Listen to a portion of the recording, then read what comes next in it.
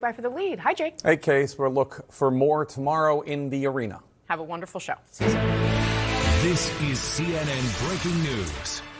Welcome to the lead. I'm Jake Tapper. We're going to start with breaking news in our world lead. Hours after delivering a speech at Davos that was received as warmly as the frigid Swiss air, President Trump now claims he's one step closer to his goal of the U.S. acquiring the Arctic island of Greenland, which belongs to Denmark. Trump wrote on Truth Social today, quote, based upon a very productive meeting that I have had with the Secretary General of NATO, Mark Rutte, we have formed the framework of a future deal with respect to Greenland and, in fact, the entire Arctic region. This solution, if consummated, will be a great one for the United States of America and all NATO nations. Based upon this understanding, I will not be imposing the tariffs that were scheduled to go into effect on February 1st, unquote. Just minutes ago, the president was asked about this and pressed by CNN Caitlin Collins on whether this framework of a deal includes the U.S. ownership that President Trump has insisted must happen. Does it still include the United States having ownership of Greenland like you've said you wanted? It's a long-term deal. It's the ultimate long-term deal. And I think it puts everybody in a really good position, especially as it pertains to security and minerals and everything else. How long would the deal be, Mr. President? Infinite. Will there speak to Denmark? Did you speak to Denmark? There is no time limit. It's forever. Forever and ever. So the answer there would actually seem to be a no, that the president's demand that the United States will acquire Greenland, it doesn't sound like that's part of this deal. This all followed Trump's speech this morning where for the very first time he said he would not use military force to annex Greenland. We probably won't get anything unless I decide to use excessive strength and force where we would be, frankly, unstoppable. But I won't do that. Okay? Now everyone's saying, oh, good. That's probably the biggest statement I made because people thought I would use force.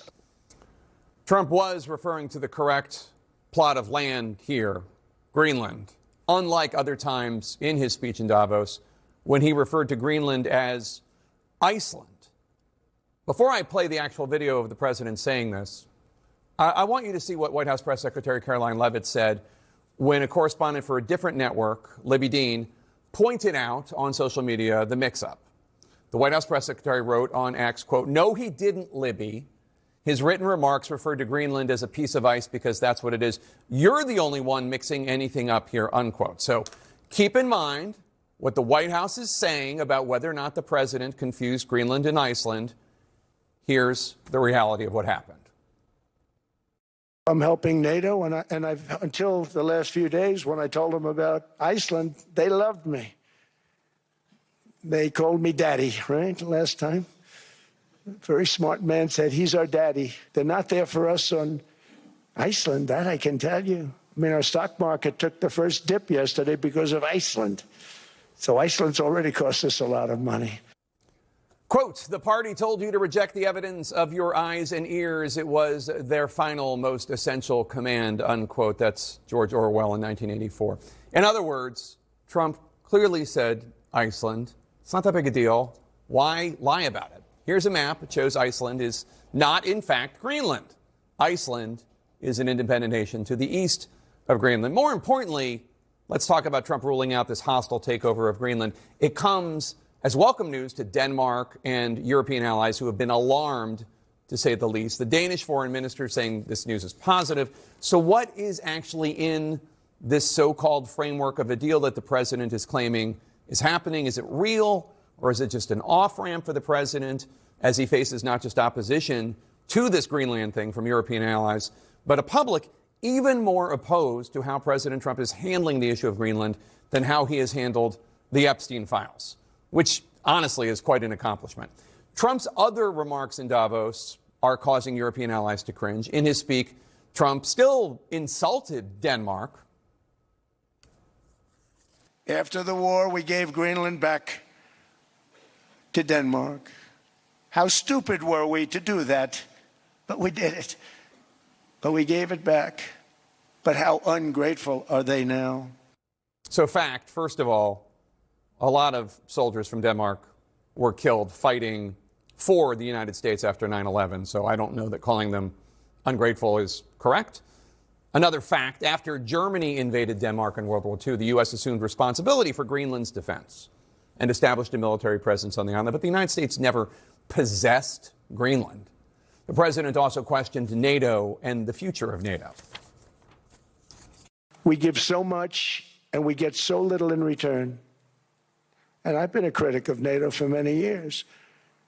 And yet I've done more to help NATO than any other president by far. The problem with NATO is that we'll be there for them 100%. But I'm not sure that they'd be there for us. So, again, fact, the only time in history that NATO's Article 5, which is an attack on one, is an attack on all. The only time Article 5 has been invoked was NATO being there for the United States after 9/11.